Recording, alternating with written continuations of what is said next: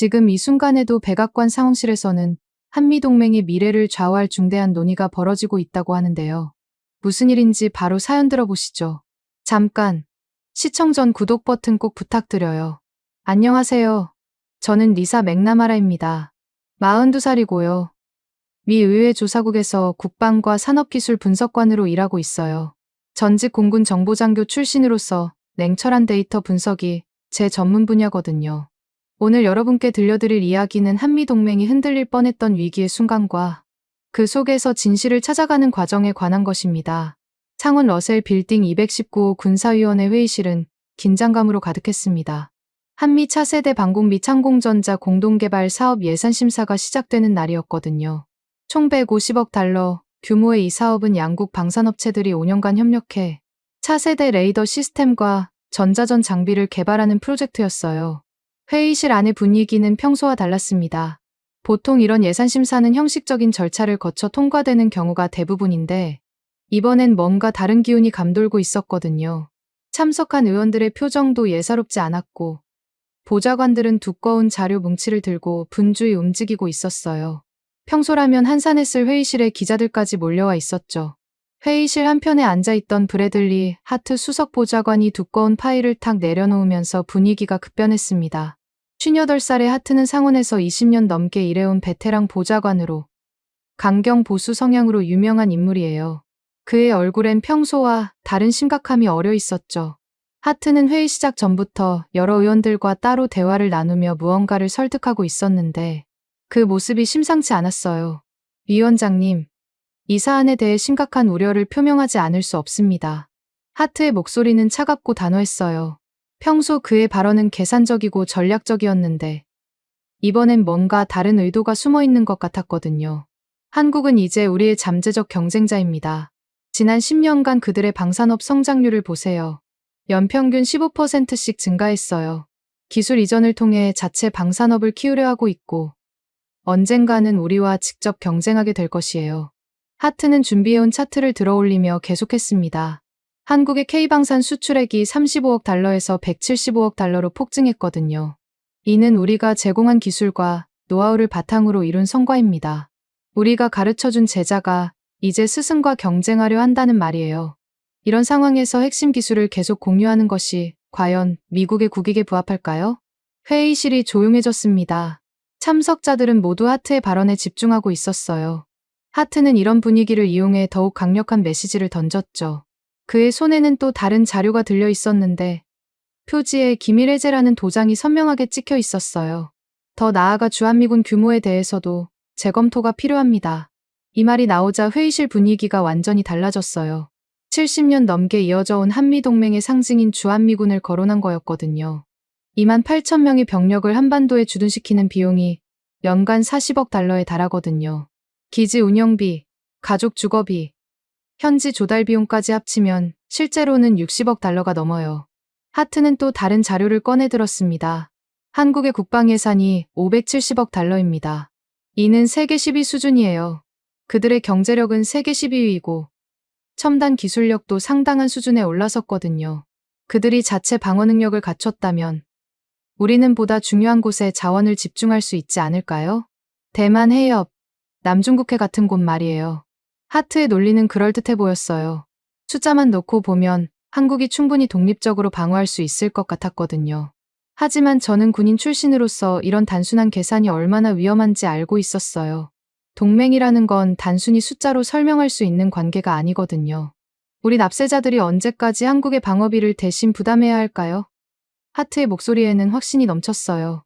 한국은 이미 충분히 성장했습니다. 이제 독립할 때가 된 거예요. 물론 완전한 철수는 아니더라도 최소한 규모 축소는 검토해볼 만하지 않을까요? 이 발언이 나오자마자 회의실은 술렁였습니다. 참석자들 사이에서 웅성거리는 소리가 들렸고 몇몇 참모들은 급히 메모를 주고받기 시작했어요. 하트의 발언은 단순한 예산 심사를 넘어서 한미동맹의 근본적인 틀을 흔드는 것이었거든요. 70년 넘게 이어져 온 한미동맹의 기본 전제를 뒤흔드는 폭탄 발언이었죠. 한 구석에서 지켜보던 기자들도 분주해졌어요. 휴대폰으로 급히 본사에 연락하는 모습들이 보였거든요. 이 발언이 얼마나 큰 파장을 몰고 올지 모두 직감하고 있었던 것 같아요. 군사위원회 위원 중 한 명이 손을 들었습니다. 하트 보좌관. 그런 관점에서 분석해볼 만한 가치는 있다고 봅니다. 하지만 섣부른 결론보다는 객관적인 데이터 분석이 선행되어야 하지 않을까요? 의회 조사국의 정확한 분석을 의뢰하는 게 어떨까요? 바로 그때 제 휴대폰이 진동했습니다. 의회 조사국 국장실에서 온 긴급 메시지였어요. 맥나마라 분석관.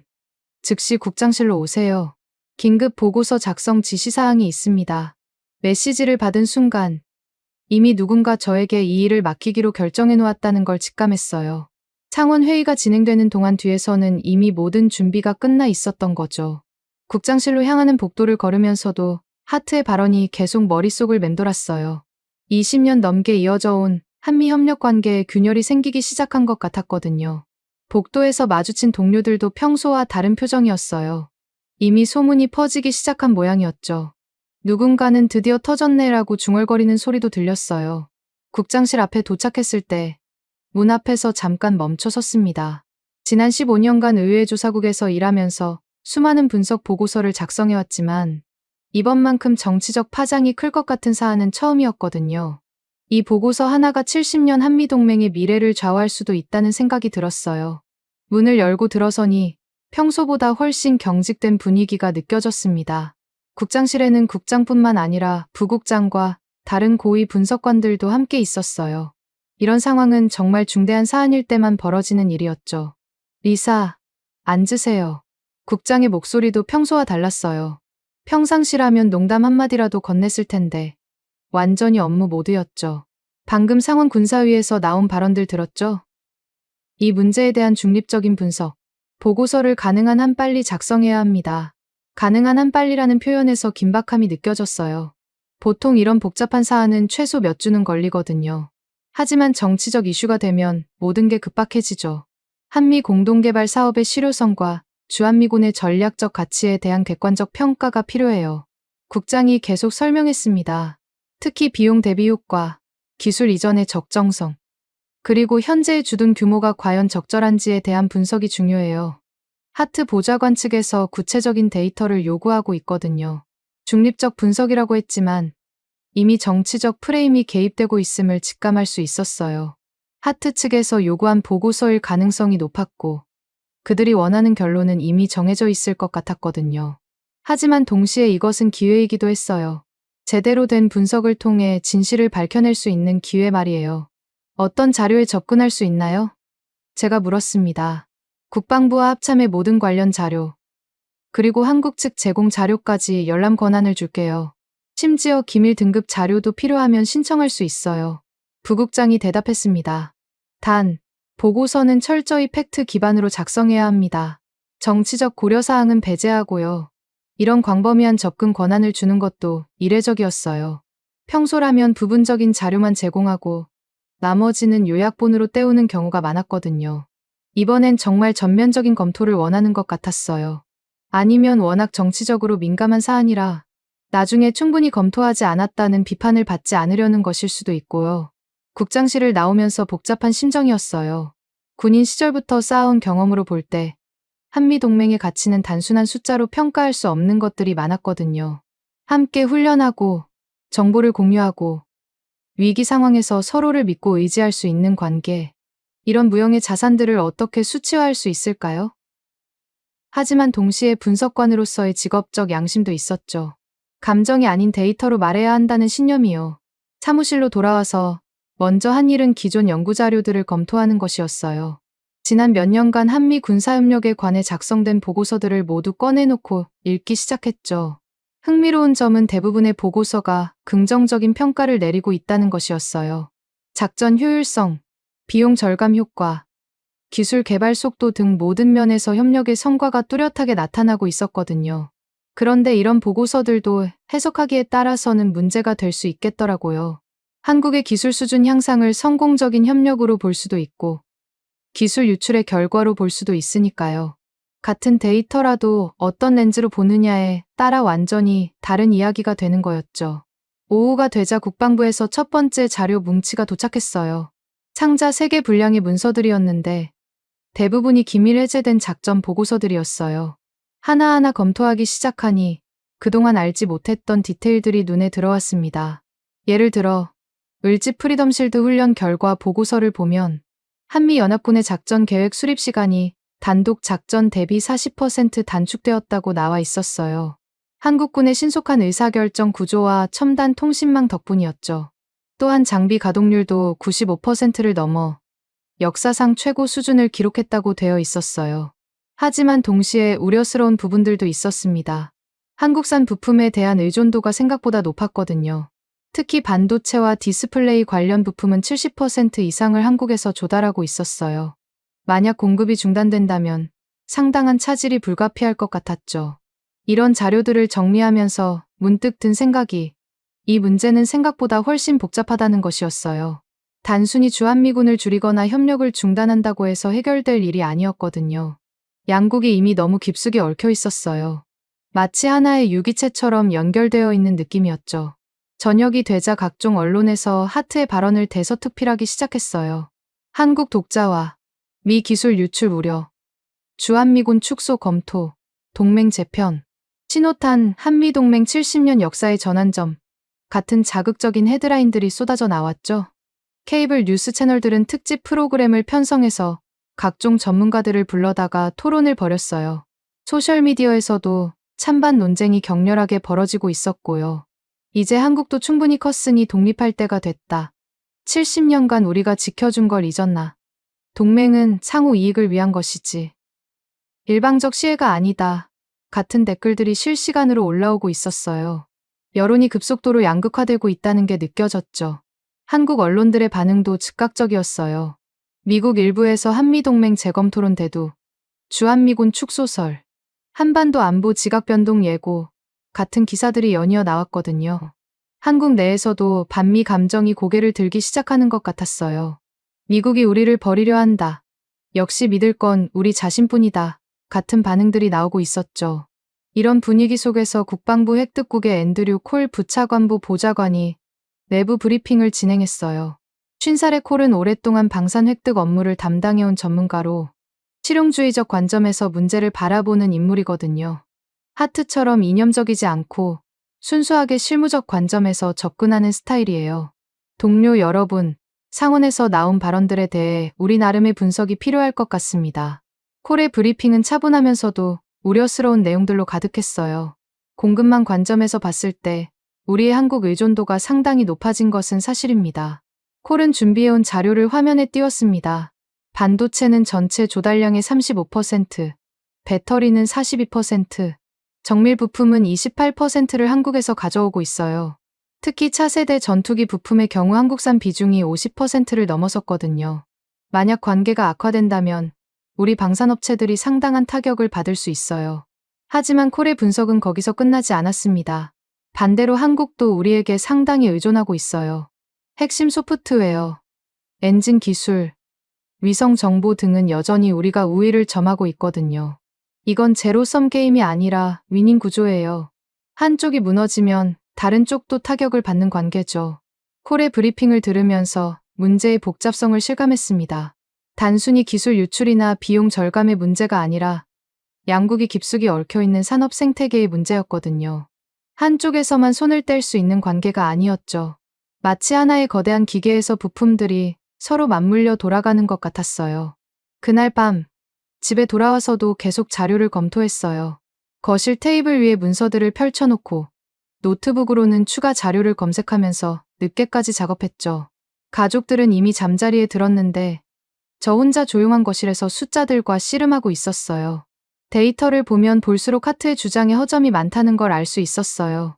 겉으로 보기엔 그럴듯하지만 실제 현실은 훨씬 복잡했거든요. 하지만 동시에 완전히 틀린 말도 아니었어요. 한국의 성장과 변화는 분명한 사실이었고 동맹 관계도 과거와는 달라져야 할 필요가 있었죠. 진짜 문제는 이 복잡한 현실을 어떻게 정치적 언어로 번역하느냐였어요. 정치인들과 언론은 단순하고 명확한 메시지를 원하거든요. 좋다 아니면 나쁘다, 계속한다 아니면 중단한다 같은 이분법적 결론으로. 하지만 현실은 그렇게 단순하지 않았어요. 며칠 후 인천공항에 도착했을 때의 첫인상은 생각보다 차분했다는 것이었어요. 언론에서 보도한 긴장감과는 달리 공항은 평상시와 다름없어 보였거든요. 하지만 입국 심사대를 지나면서 미묘한 변화를 감지할 수 있었습니다. 평소보다 절차가 조금 더 꼼꼼해진 것 같았고, 공항 직원들의 표정도 경직되어 있었어요.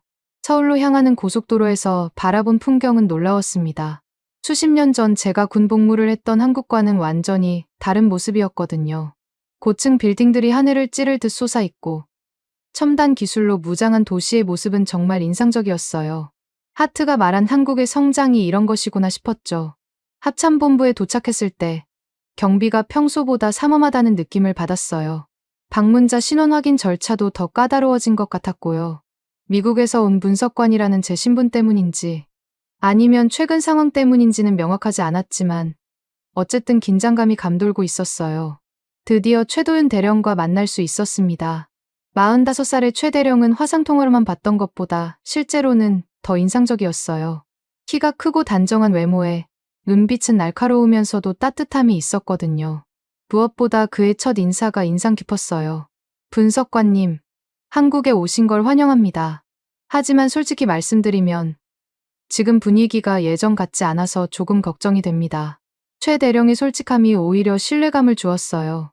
외교적 수사보다는 현실적인 우려를 털어놓는 모습에서 그의 진정성을 느낄 수 있었거든요. 어떤 면에서 그런가요? 제가 물었습니다. 미국 내 일부에서 나오는 발언들이 한국 내에서도 상당한 파장을 몰고 있어요. 특히 젊은 세대들 사이에서 미국이 우리를 포기하려 한다는 인식이 퍼지고 있거든요. 최 대령의 설명은 구체적이었어요. 반대로 기성세대는 미국에 대한 의존도를 줄여야 한다는 목소리가 높아지고 있고요. 이런 양극화된 반응이 바로 제가 우려했던 부분이었어요. 복잡한 현실이 단순한 감정론으로 치환되면서 진짜 문제의 본질이 가려지는 거였죠. 대령님 관점에서 볼 때 동맹 관계는 어떻게 정의되어야 할까요? 제가 핵심을 물었습니다. 최도윤 대령은 잠시 생각에 잠긴 후 대답했어요. 동맹은 작전과 정치, 그리고 산업이 맞물린 하나의 생태계라고 봅니다.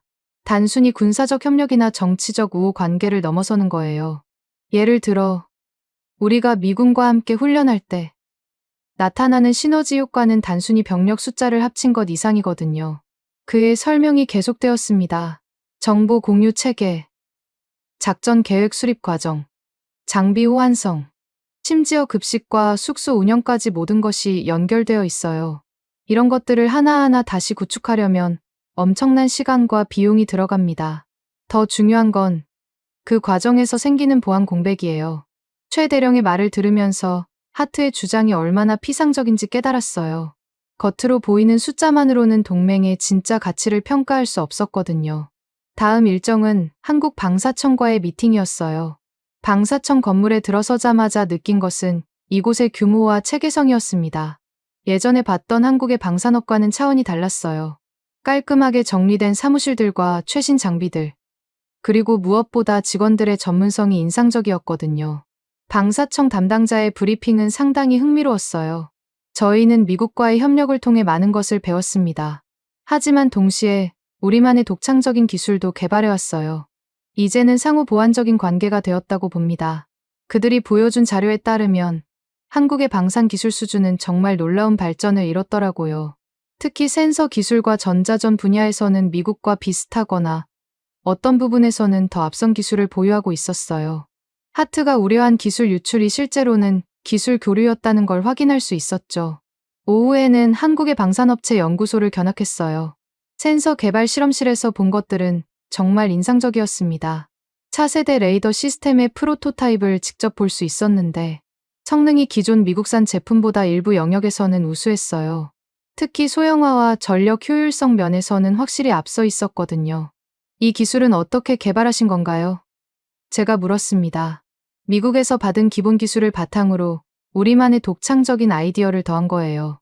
연구원의 대답이 솔직했어요. 물론 초기에는 미국 기술에 많이 의존했지만 이제는 우리가 개발한 기술을 미국에 제공하는 경우도 많아졌거든요. 실제로 그들이 보여준 자료를 보면 최근 몇 년간 한국에서 미국으로 제공된 기술이 상당했어요. 특히 배터리 기술과 디스플레이 기술 분야에서는 한국이 세계 최고 수준이었거든요. 이런 기술들이 미군의 차세대 장비에 적용되고 있다는 사실을 확인할 수 있었어요. 하지만 동시에 보안에 대한 우려도 있었습니다. 핵심 알고리즘이나 설계 도면 같은 민감한 정보는 철저히 보안 구역에서 관리되고 있었어요. 미 측도 동일한 기준을 적용하고 있습니다라는 설명과 함께 상호주의 원칙을 강조하더라고요.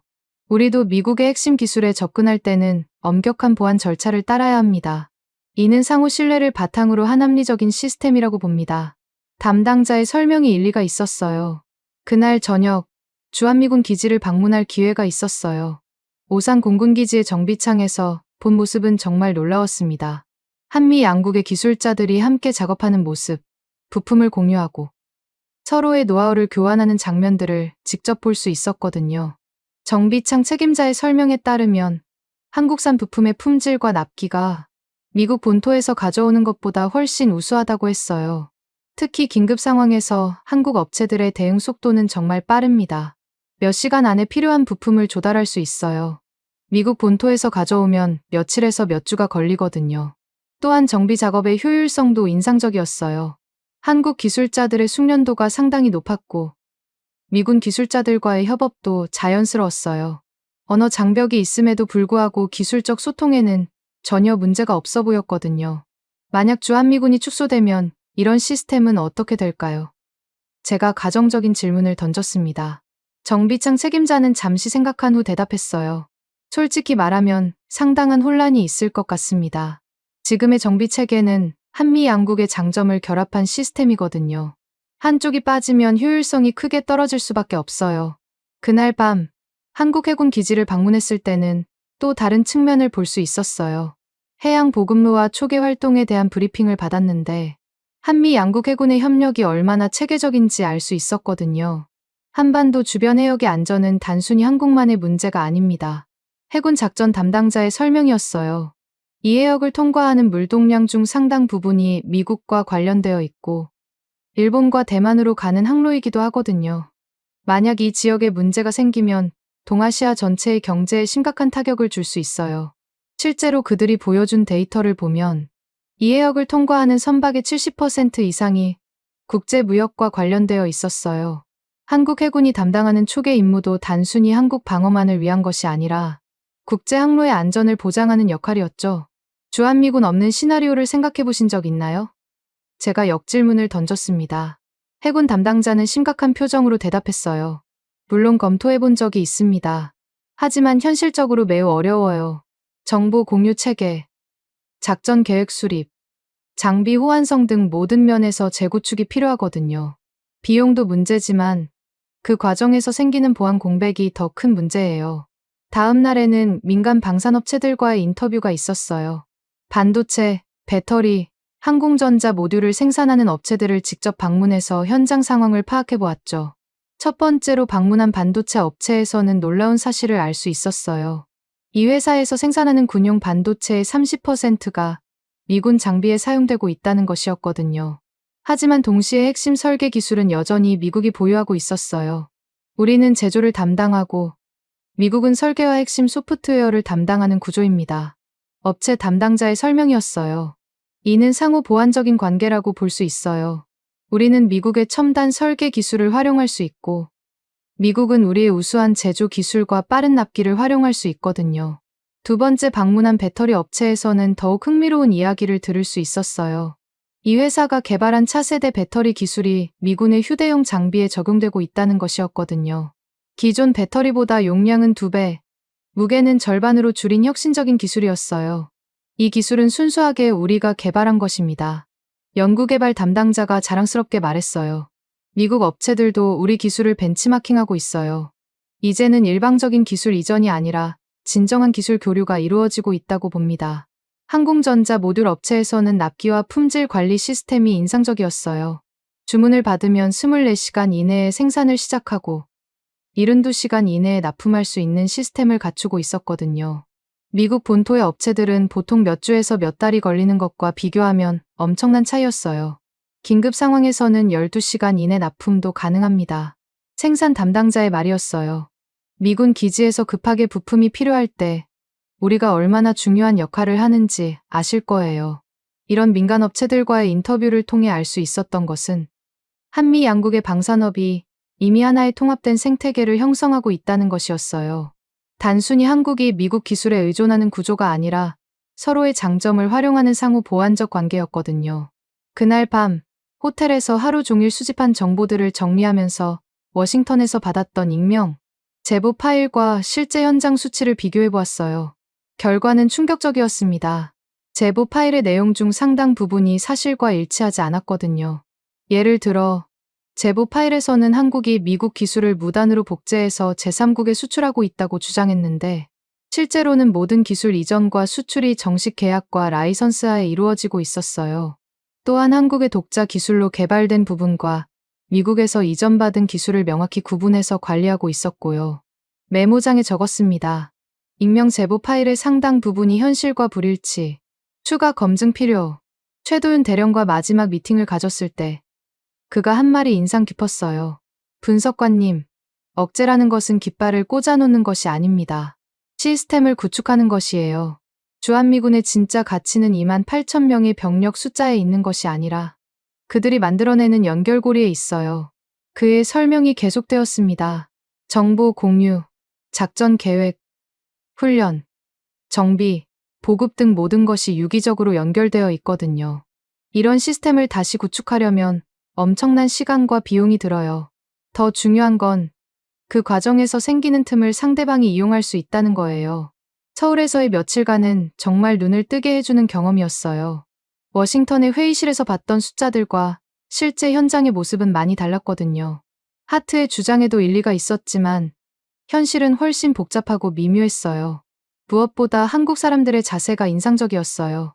미국에 대한 감사함과 동시에 자립에 대한 의지, 그리고 동등한 파트너로서의 자부심이 균형 있게 어우러져 있었거든요.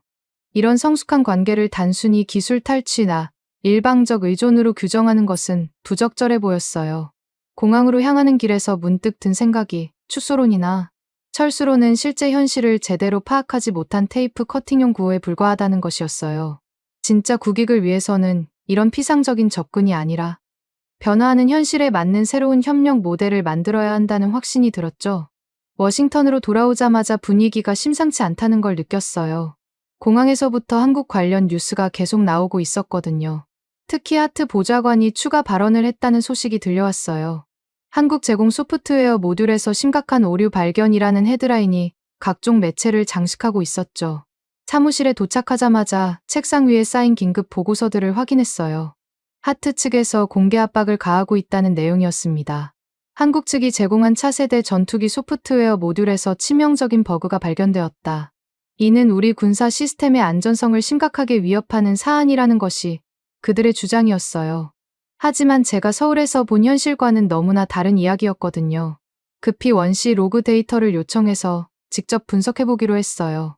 국방부 시스템에 접근해서 문제가 된 소프트웨어 모듈의 테스트 기록을 하나하나 검토하기 시작했죠. 며칠에 걸친 분석 결과 놀라운 사실을 발견할 수 있었어요. 시간대 불일치와 버전 관리 문제가 여러 곳에서 발견되었거든요. 예를 들어 오류 발생 시각이 한국 시간으로는 새벽 3시인데 미국 테스트 로그에는 오후 2시로 기록되어 있었어요. 시차를 감안해도 맞지 않는 숫자였죠. 더 자세히 들여다보니 한국 측에서 재전송한 파일에 암호화된 서브레이어가 존재한다는 것을 확인했어요. 이 부분은 공동키 없이는 접근할 수 없는 영역이었거든요. 즉, 한국 측에서 의도적으로 보안 처리를 한 부분이었던 거예요. 최도윤 대령에게 긴급 화상 통화를 요청했습니다. 대령님, 소프트웨어 모듈 오류건에 대해 확인하고 싶은 게 있습니다. 아, 그건 말씀이군요. 최 대령의 표정이 조금 복잡해졌어요. 저희도 미측의 문제 제기를 받고 재검토해봤는데 흥미로운 사실을 발견했습니다. 최 대령의 설명에 따르면 한국 측은 대칭주의 보안 원칙을 적용했다는 것이었어요. 미 측에서도 핵심 모듈을 제공할 때 동일한 수준의 보안 처리를 하고 있잖아요. 저희도 같은 기준을 적용한 것뿐입니다. 서로 키를 열어야만 전체 시스템이 작동하는 구조거든요.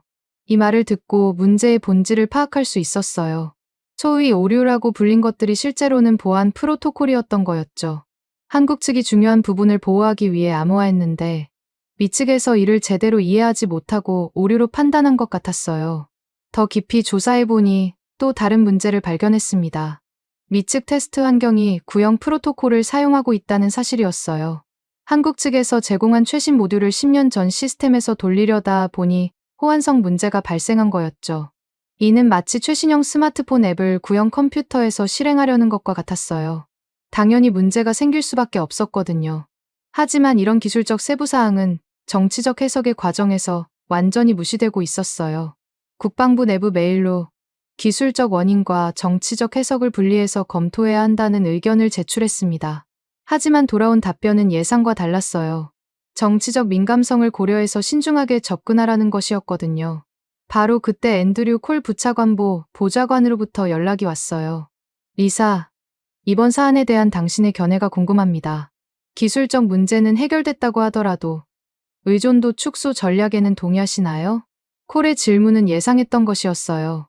기술적 진실과 정책적 방향을 분리해서 생각하자는 것이었죠. 콜 보좌관님, 의존도 축소와 주한미군 철수는 완전히 다른 개념이라고 봅니다. 주한미군은 억제 생태계의 앵커 역할을 하고 있어요. 그날 저녁, 초안 작성에 들어갔습니다. 주한미군의 가치는 단순한 병력 숫자가 아니라 그들이 만들어내는 시스템에 있다는 핵심 메시지를 중심으로 보고서를 구성하기 시작했어요. 하지만 다음 날 아침, 상황이 급변했습니다. 여러 언론과 토크쇼에서 철수해도 된다는 무책임한 내러티브가 확산되기 시작한 거예요. 일부 전문가들은 한국 독립론을 거론하며 주한미군 주둔의 필요성에 의문을 제기했어요. 케이블 뉴스 채널에서는 한국 없는 동아시아 전략을 주제로 특집 방송을 편성했습니다. 패널로 나온 은퇴 장군들 중 일부는 한국에 대한 과도한 의존이 오히려 우리 전략의 발목을 잡고 있다고 주장했어요. 소셜미디어에서도 비슷한 논조의 댓글들이 폭증했습니다. 이제 한국도 충분히 컸으니 홀로서기 해야 한다. 우리 세금으로 왜 남의 나라를 지켜줘야 하나. 철수하면 연간 수십억 달러 절약할 수 있다. 같은 단순한 논리들이 인기를 끌고 있었어요. 이런 분위기에 위기감을 느낀 저는 대체 시나리오 분석에 착수했습니다. 주한미군 없는 상황을 가정한 테이블탑 시뮬레이션을 실시해보기로 한 거예요. 국방부 전략기획실의 협조를 받아 컴퓨터 모델링을 진행했죠. 결과는 충격적이었습니다. 주한미군이 철수할 경우 동아시아 전구의 억제 지수가 60% 이상 급락하는 것으로 나타났거든요. 특히 해양 교통로 차단 시나리오에서는 미군의 대응 시간이 기존 6시간에서 72시간으로 늘어났어요. 정보 수집과 분석 능력도 크게 저하되었습니다. 주한미군 정보부대가 제공하는 실시간 정보가 사라지면 한반도 주변 상황에 대한 미군의 파악 능력이 현저히 떨어졌거든요. 이는 단순히 한국 방어만의 문제가 아니라 동아시아 전체 안보에 영향을 미치는 사안이었어요. 보급과 정비 측면에서도 문제가 심각했습니다. 주한미군 기지들이 영내 미군 활동의 허브 역할을 하고 있는데 이런 인프라가 사라지면 다른 지역 미군 기지들의 부담이 기하급수적으로 증가했어요. 괌이나 일본 기지만으로는 감당하기 어려운 수준이었죠. 가장 놀라운 것은 산업적 파급 효과였어요. 미본토로 생산시설을 재배치할 경우 납기가 2배에서 3배까지 늘어나고 비용도 평균 40% 증가했거든요. 특히 긴급 상황에서의 대응 능력은 현격히 떨어졌어요. 이런 분석 결과를 정리하면서 한 가지 결론에 도달했습니다. 철수는 절감이 아니라 지속비용 폭탄이다라는 것이었어요. 겉으로 보기에는 연간 수십억 달러를 절약하는 것 같지만 장기적으로는 훨씬 많은 비용이 들어간다는 거였죠. 보고서 초안을 작성하고 있을 때 하트 보좌관으로부터 개인적인 연락이 왔어요. 맥나마라 분석관, 당신이 어떤 보고서를 쓰고 있는지 대충 짐작됩니다. 하지만 정치적 현실도 이해해야 하지 않을까요? 하트의 말에는 협박에 가까운 뉘앙스가 있었어요. 지금 국민 여론이 어떤지 아시죠? 납세자들은 더 이상 남의 나라 방어비를 부담하고 싶어 하지 않아요. 분석관이라면 이런 정치적 맥락도 고려해야 하는 거 아닌가요? 하지만 저는 자료 공개를 통한 완전 검증 트랙으로 가기로 결심했어요. 정치적 압박에 굴복해서 왜곡된 보고서를 쓸 수는 없었거든요. 보좌관님, 저는 데이터와 팩트를 기반으로 분석할 뿐입니다. 정치적 고려는 정치인들이 할 일이라고 봅니다. 하트는 잠시 침묵하다가 말했어요. 그렇다면 당신이 감당할 수 있는 결과인지 잘 생각해 보세요. 이 보고서는 많은 사람들의 이해관계에 영향을 미칠 거예요. 전화를 끊고 나서 잠시 고민에 빠졌어요. 하트의 말이 완전히 틀린 것은 아니었거든요. 정치적 현실을 무시하고 순수하게 기술적 분석만 할 수는 없는 노릇이었죠. 하지만 그렇다고 해서 진실을 왜곡할 수도 없었어요. 그날 밤 집에서 가족들과 저녁을 먹으면서도 계속 고민이 되었어요. 남편이 요즘 일이 많이 복잡해 보이네라고 말했을 때 저는 그냥 진실을 찾는 일인데 생각보다 어려워라고 대답했어요. 아이들이 잠든 후 서재에서 다시 자료를 검토했습니다. 서울에서 수집한 현장 데이터와 워싱턴의 정치적 논리 사이의 간극이 너무 컸어요. 어떻게 하면 이 간극을 메울 수 있을까 고민하면서 밤늦게까지 작업했죠. 다음 날 상황이 더욱 복잡해졌습니다. 한국 언론에서 미국의 기술 탈취론에 대해 강하게 반발하는 기사들이 나오기 시작한 거예요. 미국의 일방적 의혹 제기, 70년 동맹의 신뢰 훼손 같은 헤드라인들이 한국 주요 일간지를 장식했어요. 더 심각한 것은 한국 내 여론의 변화였습니다. 한국 정부 관계자들이 협력 재검토를 언급하기 시작했거든요. 양국 관계가 급속도로 냉각되고 있다는 신호였어요. 이런 상황에서 저는 절충안을 모색해보기로 했습니다. 법적 절차 준수와 상호주의 검증 패키지라는 제안을 만들어 본 거예요. 양국이 모두 동일한 기준으로 보안 검증을 받고 투명한 절차를 거쳐 협력하자는 내용이었죠. 하지만 하트라인에서는 이런 절충안에도 반대했어요. 지금은 정치적 시그널이 우선이라면서 강경 기조를 유지해야 한다는 입장이었거든요. 그들의 목적이 단순히 기술적 문제 해결이 아니라 정치적 메시지 전달에 있다는 걸 알 수 있었어요. 최도윤 대령과의 마지막 통화에서 그가 한 말이 인상 깊었어요. 분석관님, 신뢰라는 것은 마모될수록 그것을 유지하는 시스템의 가치가 더 커집니다. 주한미군의 억제 가치는 바로 이런 신뢰 위기 상황에서 더욱 명확해지는 거예요. 그의 말을 들으면서 문제의 핵심을 깨달았어요. 지금의 갈등 자체가 동맹의 중요성을 증명하고 있다는 것이었죠. 신뢰가 흔들릴 때 그것을 복구하고 유지할 수 있는 제도적 장치가 얼마나 중요한지 보여주는 사례였어요. 저는 양측 데이터의 교차의 시 검증을 제안하기로 했습니다. 제3기관이 입회한 가운데 모든 데이터를 투명하게 검증해서 진실을 밝혀내자는 것이었어요. 이렇게 하면 기술적 의혹은 해소하면서도 양국의 체면을 모두 살릴 수 있을 것 같았거든요. 하지만 여론은 여전히 격앙되어 있었어요. 철수, 단절, 독립 같은 키워드들이 소셜미디어 트렌드 상위권을 차지하고 있었죠. 복잡한 현실보다는 단순하고 감정적인 메시지가 더 큰 호응을 얻고 있었어요. 이런 상황에서 제가 할 수 있는 일은 명확했습니다. 팩트와 데이터를 기반으로 한 정확한 분석을 제공하는 것이었어요. 정치적 압박이나 여론의 방향에 휘둘리지 않고 오직 진실만을 추구하는 것이 제 역할이라고 생각했거든요. 보고서 작성을 계속하면서 한 가지 확신이 들었어요. 이 문제는 단순한 기술적 오류나 정치적 갈등을 넘어서 21세기 동맹 관계의 새로운 모델을 만들어가는 과정이라는 것이었죠. 과거의 일방적 관계에서 벗어나 진정한 파트너십을 구축하는 전환점이 될 수 있다는 생각이 들었어요. 워싱턴의 정치적 분위기는 점점 더 극단으로 치달았어요. 각종 케이블 뉴스 채널에서는 연일 한미 관계를 다루는 토크쇼가 방영됐고 대부분이 철수해도 된다는 논조로 흘러가고 있었거든요. 특히 시청률이 높은 황금시간대 프로그램들에서는 아예 한국 독립론을 기정사실인 양 다루고 있었어요. 가장 충격적이었던 건 전직 국방장관이 출연한 프로그램이었어요. 한국은 이제 우리의 보호가 필요 없을 만큼 성장했다. 오히려 우리가 한국에 발목 잡히고 있는 상황이라는 발언이 나왔거든요. 이런 권위 있는 인사의 발언이 나오자 여론은 더욱 한쪽으로 기울기 시작했어요. 창원에서 하트 보좌관이 공식 브리핑을 진행했을 때는 정말 위기감을 느꼈습니다. 주한미군 없는 비용 절감과 기밀, 보호라는 제목으로 진행된 이 브리핑에서 하트는 준비된 시나리오를 완벽하게 펼쳤어요. 연간 60억 달러의 주둔 비용을 절약할 수 있습니다. 하트의 프레젠테이션은 설득력이 있어 보였어요. 이 돈으로 우리는 대만 해협 방어를 강화하거나 우크라이나 지원을 확대할 수 있거든요. 더 시급한 곳에 자원을 투입할 수 있다는 말이에요. 하트는 또 다른 차트를 보여주며 계속했습니다. 기밀 보호 측면에서도 위험이 줄어듭니다. 핵심 기술이 유출될 가능성을 원천봉쇄할 수 있어요. 한국의 성장은 축하할 일이지만 그것이 우리의 기술 우위를 침해해서는 안 되거든요. 참석한 의원들 중 상당수가 고개를 끄덕이는 모습을 볼 수 있었어요. 특히 예산 삭감에 민감한 의원들에게는 매력적인 제안으로 들렸을 거예요. 하트의 논리는 표면적으로는 완벽해 보였거든요. 이런 상황에서 저는 더욱 정교한 분석이 필요하다고 판단했어요. 하트의 주장을 하나하나 검증해보기로 했죠. 해양 교통로 차단 시나리오, 정보 수집망, 공백, 보급 체계 지연 등을 종합적으로 분석하는 대체 시나리오 테이블탑을 다시 실시했어요. 결과는 이전보다 더 심각했습니다. 주한미군이 빠질 경우 전구, 억제 지수가 단순히 숫자상으로만 떨어지는 게 아니라 영내 동맹국들의 도미노 불안정까지 유발한다는 사실을 확인했거든요. 일본과 필리핀, 태국 등이 모두 미국의 방어 의지에 의문을 품기 시작할 가능성이 높았어요. 더 구체적으로 분석해보니 주한미군의 정보 수집 및 분석 능력이 얼마나 중요한지 알 수 있었어요.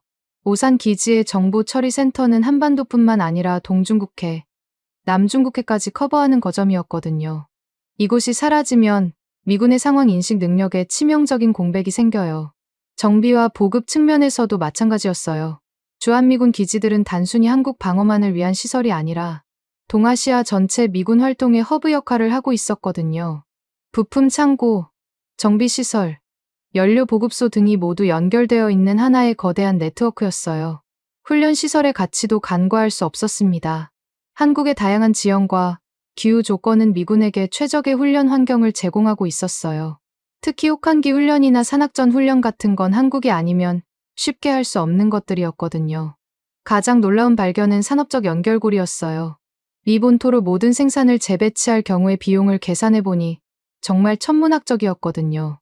납기는 2배에서 3배로 늘어나고 비용은 평균 50% 이상 증가했어요. 특히 긴급 상황에서는 거의 대응이 불가능한 수준이었죠. 이런 분석 결과를 바탕으로 핵심 메시지를 정리했어요. 철수는 절감이 아니라 지속비용 폭탄이다. 겉으로 보기에는 돈을 아끼는 것 같지만 장기적으로는 훨씬 많은 비용과 위험을 감수해야 한다는 거였죠. 보고서 초안을 작성하던 중 하트로부터 또 다른 압박이 들어왔어요. 이번에는 더 직접적이었습니다. 맥나마라 분석관, 당신이 어떤 방향으로 보고서를 쓰고 있는지 알고 있어요. 하지만 정치를 이해해야 합니다. 하트의 목소리에는 경고의 뉘앙스가 담겨 있었어요. 지금 국민들이 원하는 건 변화예요. 70년 전 구조를 그대로 유지하자는 건 시대착오적이라고요. 분석관이라면 이런 시대적 요구에 부응해야 하는 거 아닌가요? 보좌관님, 시대적 요구와 전략적 현실은 다른 문제라고 봅니다. 제가 차분히 대답했어요. 제 역할은 팩트를 제공하는 것이지 정치적 방향을 정하는 것이 아니거든요. 하트는 잠시 침묵하다가 더 직설적으로 말했어요. 그렇다면 당신의 경력에 어떤 영향을 미칠지도 생각해 보세요. 정치적 현실에 맞지 않는 보고서를 쓰는 분석관이 앞으로 어떤 대우를 받을지 말이에요. 전화를 끊고 나서 정말 고민스러웠어요. 하트의 위협이 빈말이 아니라는 걸 알고 있었거든요. 워싱턴에서는 정치적 줄을 잘못하면 경력이 끝날 수도 있어요. 하지만 동시에 진실을 왜곡하는 것도 용납할 수 없었죠. 그날 밤 남편과 이야기를 나눴어요. 여보, 만약 내가 옳다고 생각하는 일을 했는데 그것 때문에 직장을 잃게 된다면 어떻게 생각해? 남편은 잠시 생각하더니 대답했어요. 당신이 군인이었을 때부터 지켜온 신념이 있잖아. 그걸 포기하면 당신이 아니게 되는 거 아닐까? 우리는 어떻게든 살아갈 수 있어. 그 말을 듣고 결심이 섰어요. 자료의 완전 공개 검증을 통해 진실을 밝혀내기로 했죠. 정치적 압박에 굴복해서는 안 된다고 생각했거든요. 며칠 후 상황이 더욱 복잡해졌습니다. 한미 기술 세미나 참석차 미국을 방문했던 한국 연구진들이 출국할 때 예상치 못한 일이 벌어진 거예요. 공항에서 추가 신문을 받고 출국이 지연되는 사태가 발생했어요. 이 사건은 즉시 한국 언론의 톱뉴스가 됐습니다. 한국 과학자들 미국서 의혹 확인 과정 겪어 기술 탈취 의혹으로 출국, 지연 같은 헤드라인이 쏟아져 나왔거든요. 한국 내 여론이 급격히 악화되는 건 당연했어요. 서울에서도 즉각적인 반응이 나왔습니다. 한국 정부가 협력 재검토를 공식 발표한 거예요. 상호 신뢰를 바탕으로 한 협력이 일방적 의혹 제기로 훼손되고 있다면서 산업협의체 회의를 중단한다고 발표했어요. 이는 정말 심각한 사태였어요. 한미 양국이 수십 년간 쌓아온 협력 체계가 며칠 만에 무너져 내리고 있었거든요. 더 심각한 건 이런 상황이 계속되면 실제 안보에도 영향을 미칠 수 있다는 점이었어요. 한미 연합훈련 일정에도 차질이 생기기 시작했어요.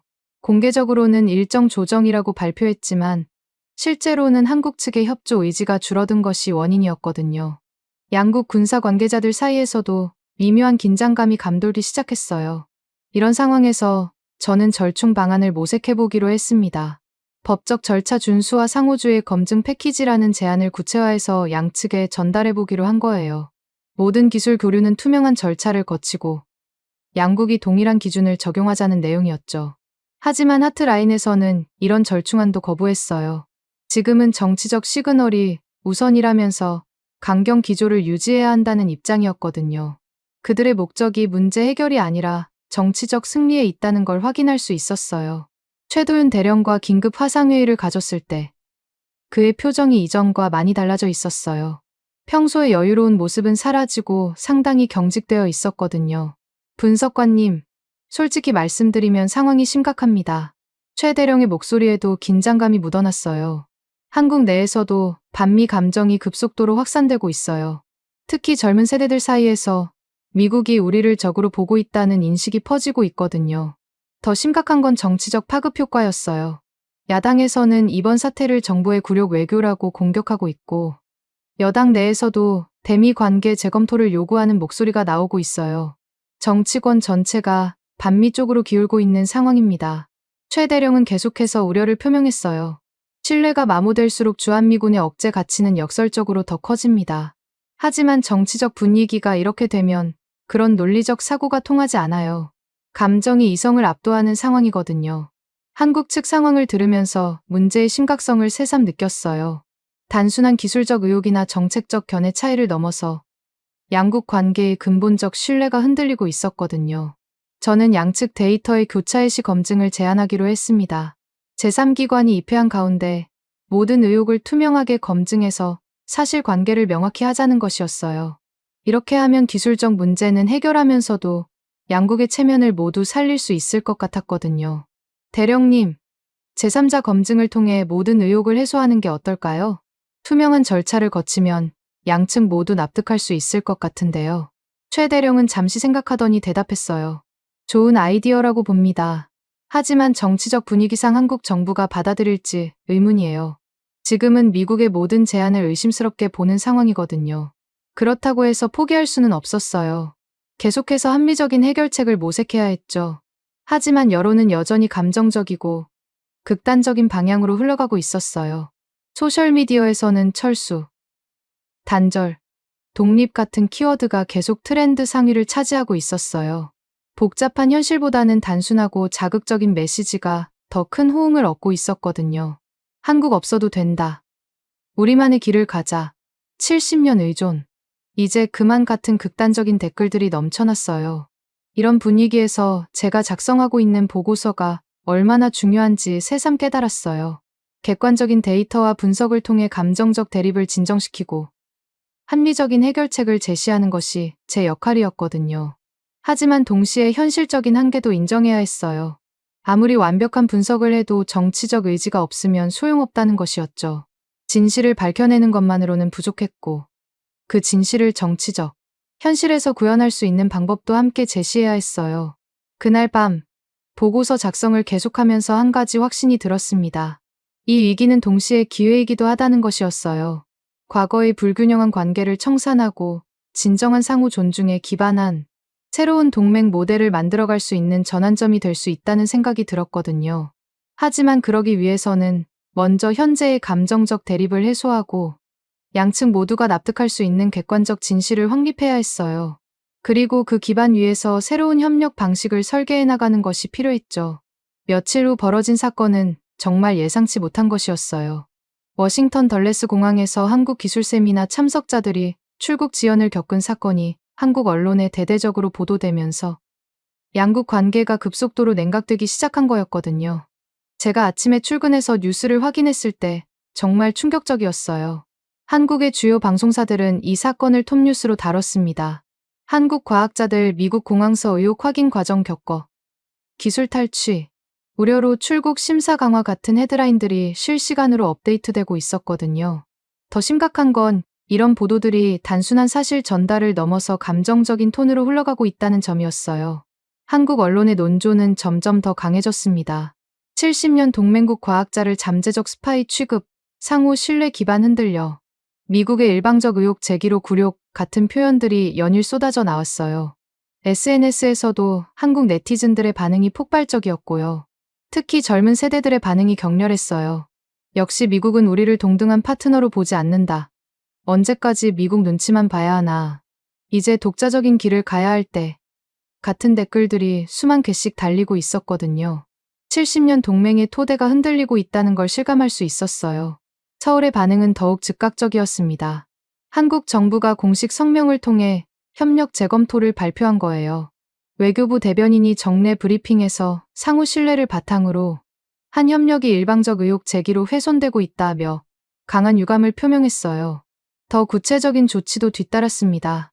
산업협의체 회의가 무기한 중단되었고 차세대 방공 시스템 공동개발 사업의 기술 협의도 일시 정지되었어요. 이는 단순한 외교적 항의를 넘어서 실질적인 협력 중단을 의미하는 것이었거든요.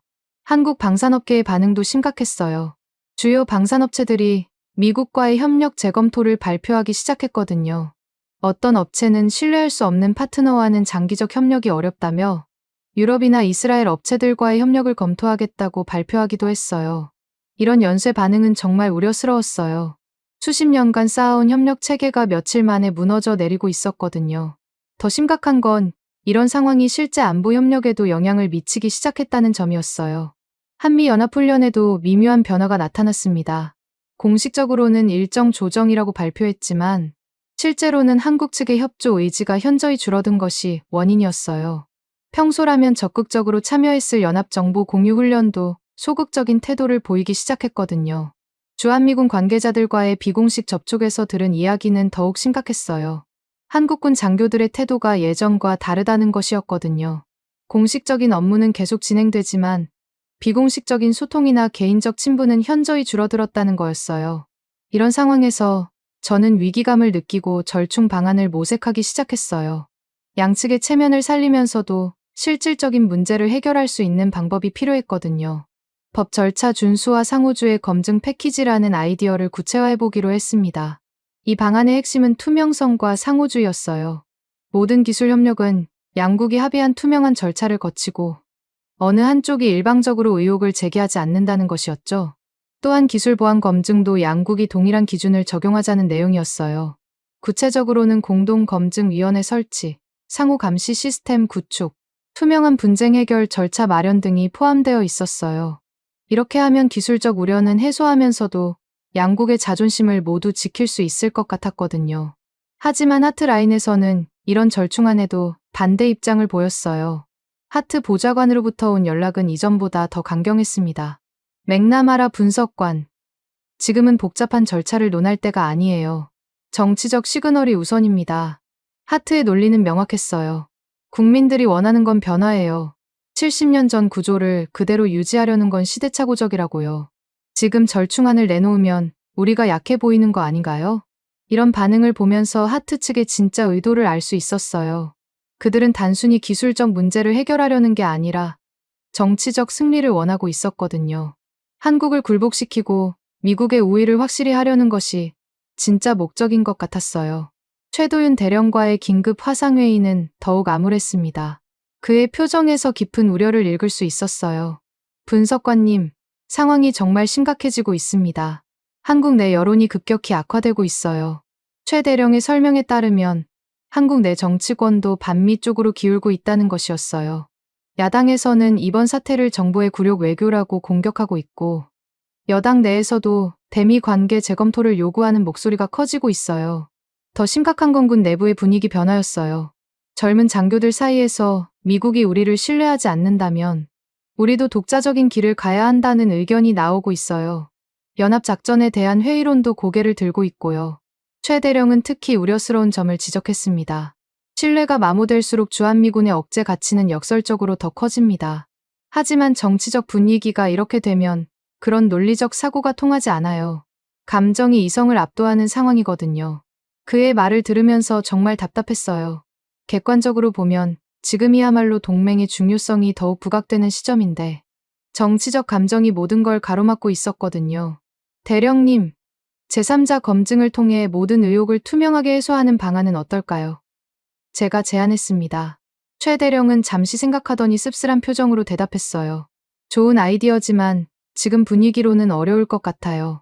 한국 정부가 미국의 모든 제안을 의심스럽게 보고 있거든요. 또 다른 함정이 아닌가 하는 의구심이 팽배해요. 이런 상황에서 저는 양측 데이터의 교차일시 검증을 공식 제안하기로 결심했어요. 제3기관이 입회한 가운데 모든 기술적 의혹을 투명하게 검증하자는 것이었죠. 이렇게 하면 객관적인 사실관계를 명확히 할 수 있을 것 같았거든요. 보고서에 이런 제안을 포함시키면서 한 가지 확신이 들었어요. 감정적 대립을 해소하려면 객관적인 사실 확인이 선행되어야 한다는 것이었죠. 서로 의심하고 추측하는 상태에서는 어떤 해결책도 의미가 없었어요. 하지만 여론은 여전히 극단적인 방향으로 흘러가고 있었어요. 미국에서는 한국 없어도 된다. 이제 독립시켜주자. 의존적 관계 청산 같은 목소리가 커지고 있었고, 한국에서는 미국 의존 탈피, 자주 국방 강화, 굴욕적 관계 청산 같은 반응이 나오고 있었거든요.